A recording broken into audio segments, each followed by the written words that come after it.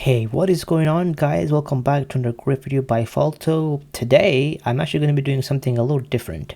So, it's been over 24 hours since the Nintendo Switch 2 Direct came out, and when I first saw it, I'm like, wow, this is a great Direct. This is going to be an amazing console. There's so many great games. But they purposely left out one small detail. And that small detail being the prices. Because the prices, my god, the prices are very bad. Like, they're absurdly horrible in my opinion. So the prices themselves is actually why I'm making this video. I'm also going to talk about a bit more than just the prices. And also, like, I had a guest on near the end who said his 2 cents, because I thought when we spoke yesterday privately, like, I really liked what he said, so hence I asked him to come on the show. But yeah, without any further ado, I'm gonna jump right into this video. So first thing I want to get out there is that, look, the one positive thing is, and nothing can change that, is the games themselves. The games were really fun. There's so many games that they're showed off, and honestly, if you're someone that doesn't have a PC or like the other console and you primarily play on a Nintendo console, like, you are eating some good food when it comes to purely games wise. Like, plus they didn't even show off everything. Like, I bet you like the next Smash or 3D Mario game is going to be even amazing whenever they do show them those off eventually. But yeah, but now on to the negatives of this video. So let's talk about the base model itself's pricing being $450. Now, actually, we see initially I'm like, what the fuck, this is too high. But honestly, while the price of this is on the higher end of the spectrum of what was anticipated, however, overall I think it's okay compared to other portable handhelds like the Steam Deck or ROG Ally. As if we compare it to them, I think the price is pretty fair, and it's expected that this console is going to be slightly more powerful than those overall. So I think like 450 is but like, it's an okay price, I'd say. Not to mention that with inflation taken into account, this console is only about $50 more expensive than the 2017 Switch model was. However, when it comes to the games, there is literally no excuse. Nintendo, what the fuck are you thinking? Because, like, look, while the console price may not be so bad in my opinion, but what I think is a really cause for concern is the game prices. Like, the new standard is $80 compared to $60. And what's even worse is if you want to play the physical version of the game, you're going to be paying $90, so 10 more than 80. And you see, because I know many people that only buy physical games, they're going to end up paying $50 more just to play their favorite games. However, one thing I'll defend is that I think it's somewhat okay for the physical version to be slightly more expensive, and that's purely due to the cartridges themselves being expensive, I think. You see, I think the cartridge itself is going to be like 10 to 20 bucks itself. And as for why that's the case, because you see, if you take a look at a micro SD card or even SD cards, which is the closest thing to a Switch cartridge as they both use flash storage, like, those can cost 10 to 30 bucks depending on what size you're getting. And in this generation, I am expecting 120 gigabyte cartridges to probably, eventually come. I say that because we already know that games like Cyberpunk 2077 will use 64 gigabytes. And when they eventually bring bigger games like Final Fantasy VII Rebirth, I can easily see 120 gigabytes happening. So therefore, just because of that, I think it's somewhat reasonable to pay slightly more for the physical copy. I mean, look, if you ask me would I want to pay more, no, of course not. I'm just trying to explain why they have to do it, and I think this is kind of like a logistical reason that's a little hard to overcome. Now, some of you might say, well, Falto, what about the Switch 1 or Sony consoles? They don't charge more for physical games. My answer to that is yes, they don't, because number one, Sony uses discs which are extremely cheap. Like, I think it's less than $1 per disc. So I think that's not an issue for that. And for the Switch 1, the maximum cartridge that was actually used, to my knowledge, is 32 gigabytes, where typically, like, standard was like 4, 8, or 16. Thus, the cost to physically make like one of the cartridges probably less than $5. So I think they can eat that cost at the same price. But in this case, if it goes all the way up to 120 gigabytes, yeah, I think it's definitely feasible to see that they have to charge a bit more for the physical version of the games. Another thing I'll admit is that I always kind of knew that the games would eventually increase prices. Like the current $60 or $70 for most AAA publishers, the games simply aren't profitable. And there's two simple reasons why they're not profitable at this current price model. And number one is that because of inflation, and number two is because the costs to make the game or the budgets have ballooned 4 to 5 times compared to 20 years ago. And they're already egging you to spend more money to buy some stupid DLC like some Gunner bikini costume or some really useless booster pack which helps you in the first 5 hours of the game and it becomes useless. So games eventually becoming $80 was always like expected of me. It's just that I did not expect it to happen this soon, and especially from Nintendo of all people. I genuinely don't know why they are leapfrogging us into this direction sooner than before. Because to my knowledge, Nintendo budgets for their games have not ballooned in the same way as some like slop from Ubisoft or like EA. So like yeah, inflation is happening. So I think $70 for Nintendo games is a fair being a new standard, but not $80 or worse, $90.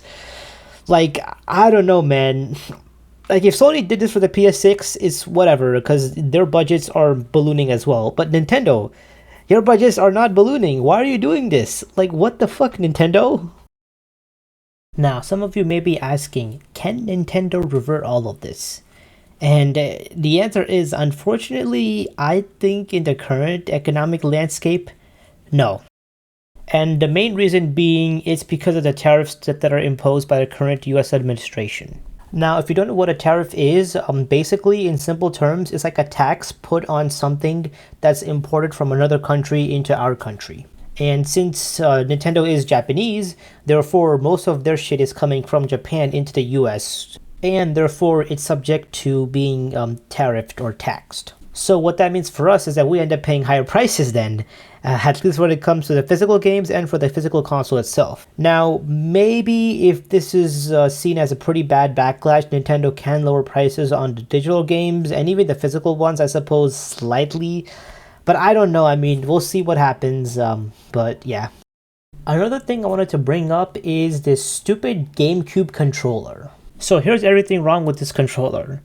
Number one, to even buy this controller, you have to be a Nintendo Online subscription member, so you're already paying, money monthly or yearly for that.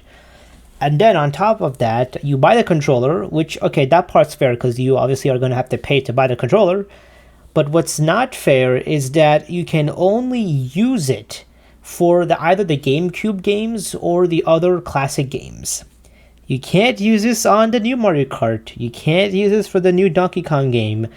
And you can't use it for any of the pre-existing Switch games on the Switch 2. Like, what the actual fuck is wrong with Nintendo? What happened to just buying the controller and using it on your device without needing to have a subscription or be limited to only one set of games?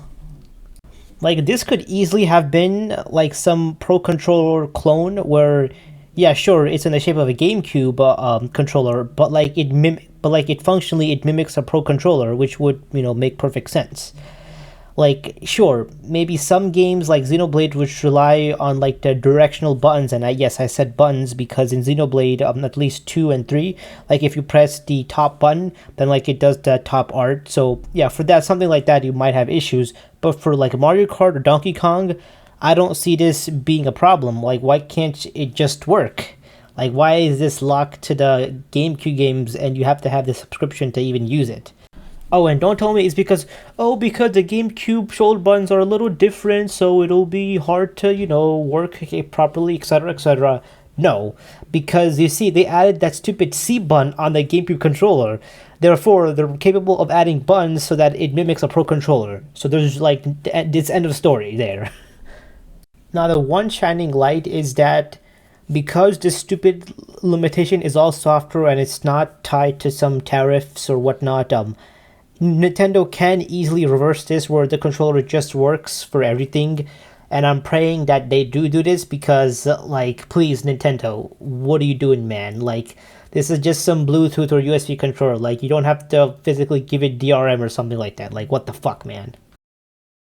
Alright, and welcome to this part of this video where I actually have a special guest on where he's gonna say his thoughts. So my special guest, please introduce yourself. Hello, I am Elementary, my dear, Crackwither, whatever you want to call me.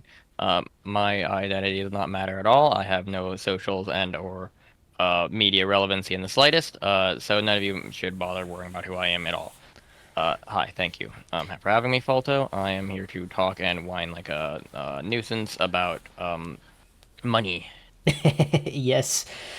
Yeah, the Switch 2 definitely. I think the games are good, but this is stingy Nintendo being stingy and very annoying. But yeah, but please, like tell me what your thoughts are about the current Switch 2s when it comes to the console and the game prices it themselves. Yeah, when it comes to my thoughts about this, I think that this thing was kind of a marketing mess. I don't think it was like like it was entirely bad. I think there's a lot of good things they did with the marketing for this, but I also think that there was a lot of stuff they really shouldn't have done, and some things they should have done when it came to the marketing. I think the pricing is probably the most standout portion of where things have gone wrong with this.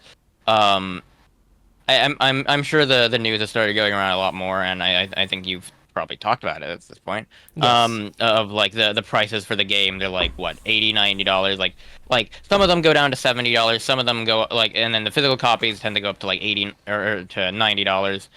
But in general around this $80 price range. But on top of that, then you have these things like the upgrade packs, and they seem to range from like free to like $20 at most, and um then you have all this stuff that's trying to promote people to get the Nintendo Switch Online, and all these companion apps, and all this like accessories that they want you to buy that are just kind of generic things, and all these. And it, it's uh like they're tiny nuisances, but there's so many of them that at some point it starts to build up. Like we total up the total price of things, right? When you buy a Switch 2, you're buying it for about like $450. You want Nintendo Switch Online because like half the goddamn service is about the online for some reason. So that's like another $20 per year. And if you want to play And like the GameCube games or like the expansion classic, which is even more money, I think it's like 100 or something per year, or I don't know on top of Yeah, my another head. hundred But dollars per year. Yeah. And so like that brings like it's like to a $120 per year subscription effectively. Um, and the and then whenever you want to buy a new game, you have to pay for that, which is another basically another $100, a little bit less than that. But it basically brings up like your total expenses to $120 a year, and then you have to tack on another $80 for every individual purchase you want to make with this Switch 2. oh, Um, and not to mention that if you want to use not the stupid Joy Cons, which I mean, I don't, I'm pretty sure we can use our regular Pro controller from the current Switch, which is fine. But for those that don't have that, like, you're probably gonna buy another 80-90 bucks to buy like an actual good controller. So that's another, like, 80 bucks or 90 bucks added on just to play yeah, games. it, it's like you go from what started out as like a $450 price tag to pretty quickly like $700 realistically. Yeah. Um, uh, Honestly a bit more than that.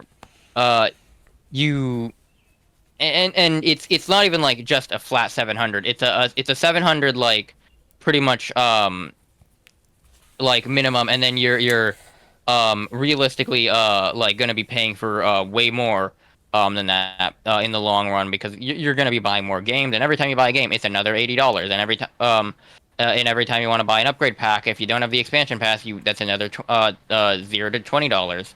um which honestly, I don't entirely mind the upgrade packs. I think a lot of the problem with this stems from the fact that they've priced the individual games at $80, because Hmm. that's not just going to affect like consumers of the Nintendo Switch 2 products. It's going to affect people who are consumers of games in general, because now that sets a precedent that it's okay for game devs to raise the pricing on their games from like the current standard of like $60 to by another $20 to like $80. And for people that for the game devs that already like to have really exorbitant pricing on things, and companies that like to throw in lots and lots of DLC that's paid and absolutely sucks and makes you want to shoot yourself. Um, EA. Uh, Yeah. uh, well, those companies now have even more of an excuse to just get away with overpricing everything as much as they want. It's Yeah, it's one. not just an issue of like the money that you're gonna have to invest in the immediate now. It's how this sets the precedence for the long term, the investment you're gonna make in the future.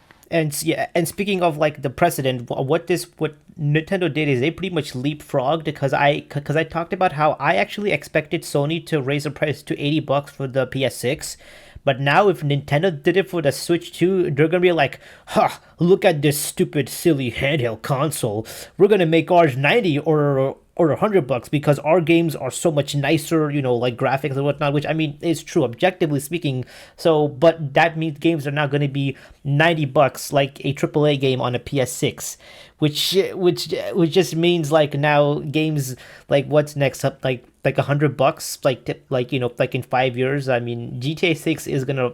I mean, probably be like $100. Like those reports that said it's going to be $100 are not like they're not too far off now, which is I think which again I mentioned I think eventually game prices were going to increase, but this is like I think it's too soon. Like this is like like we're not ready for this. Like yeah, yeah. I don't know. This again. I think the games they showcased are really good. I like those were jam packed, but like what's like does that matter when you can barely afford to play any of them? you know. Yeah, it's also an issue. Again, this feeds back into what I was talking about, marketing issue. These games, a lot of them are like third-party games. You can buy most of these on like other consoles or on PC. And it's like, yeah, there's a couple of exclusive things here. Like we've got Dusk Bloods, we've got Mario Kart, we've got Donkey Kong, we've Yeah, got Kirby Kart. and I think It's like, yeah, Bravely there's some. Default too. But yeah, but go on. Um, but yeah, there's a lot of stuff here that you can just get elsewhere, and you can get it for a lot cheaper, and it's a lot more just efficient to do it that way. It's a bad marketing tactic from Nintendo's own perspective when most of what they're selling is stuff people could already get access to in either more efficient ways. It's like the only thing that's really hooking people to the Switch 2 right now is going to functionally be like Donkey Kong and Mario Kart. And as much as Kirby Air Riders is going to attract a very niche audience, unfortunately, that niche audience is going to be drowned out by the hype around uh, like Mario Kart because it's directly competing with that. Yeah, and Um, one more thing is that for me at least, while I'm on the fence whether I want to buy it at launch because this is very expensive, but because I while I love Mario Kart, the thing is that if they had shown 3D Mario, I think that would have been I think a better like I think they should have not showed Donkey Kong in my opinion. I think they should have showed the next 3D Mario game because I think that would have definitely been like all right if this game is like going to be like the Breath of the Wild of what that was for the OG Switch. I think Mario Kart is not going to be that. Maybe Donkey Kong can be that, but I don't believe that's coming out at launch, right? Unless I'm mistaken, I don't remember on top of my head. Mario Kart's coming out No, at no, no. launch. Donkey Kong is about a Yeah. month after launch. Okay, okay, a month. Okay, yeah, yeah. Because I feel like if they showed like Odyssey 2 or whatever, I mean it's probably not called that, but you get what I'm trying to say. Then I think that would have been like the Breath of the Wild of this generation, which yeah, it's expensive, but if you get a real extremely like recognized name Mario and a very extremely fun game, then I think that could have been a little better. But let's see. I mean, who knows? Maybe Donkey Kong is like a 10 out of 10. I mean, it could be. I mean, I'm not saying it's not. Yeah, but yeah, yeah. Yeah. So, anything else like you want to say? Like any like closing remarks of elementary on this, or were you pretty much said, or you pretty much Um, exhausted everything? Yeah, that's most of what I've got to say. I don't like a lot of the like. I think the marketing itself had a lot of potential. I think there was some really stupiding like financial decision when it came to like the pricing, and that's really screwed it over. Like it's potentially really good marketing. I'm hoping that there's some kind of announcement that they'll make things cheaper. Maybe they'll reverse this really crappy decision and it'll backpedal so well that it'll retroactively make the marketing for this like infinitely better because like, hey, we realized we were wrong, and that humility is gonna feed back into, wow, people respect you that much more when you were a humble company and you realize, hey, we fucked up. Like that whole Yeah, mentality. yeah. I mean, I wish it or I hope it does, but I mean, given the current landscape, I think the best case we're looking at is maybe like the price goes to 80 to 70 bucks. I mean, but I don't know because of the tariffs, which are gonna definitely increase at least the physical games pricing and the console itself. That's going to go up by a good easily 30 to 40 or even 50%, like depending on like how exactly like it's double tariffs or whatnot, which is very bad. Yeah. So but yeah, it is what it is. Let's see what happens, and let's hope for the best. Because the games are, again, I think the games are pretty fun. So there is that one positive. It's not. I don't think it's going to be as bad as a Wii U was. I think it's definitely better than that, but not as a hit of a Switch One. That's like, would you agree from based on what we've seen so far? Yeah, I think it's gonna be kind of like um I think it's still gonna like fail compared to the Switch one, but it's still gonna be like a relative success Yeah, overall. yeah, yeah. I do think that. Yeah. Exactly what you said. But yeah, anyways, thank you for joining in or joining with me. I know you're a very busy man, and yeah, and especially with Xenoblade X just coming out, I'm sure you're busy grinding that game, and yeah, Kill me. yeah. Okay, all right, I'll kill you. All right, anyways, I'll take care, Elementary. Alrighty. Now, if you made it all the way up till the end, I thank you. I appreciate it. If you can also leave a like, subscribe, and leave a comment down below, that really helps out. And yeah, be on the lookout for more Switch 2 announcements stuff because I'll be covering some more videos, especially the Mario Kart. Hopefully, I can get that video out sometime soon. But yeah, I'll see you guys in the next one. Subscribe to the Epic Falto, or else I will use Sacred Arrow and Burning Sword on you and your entire family.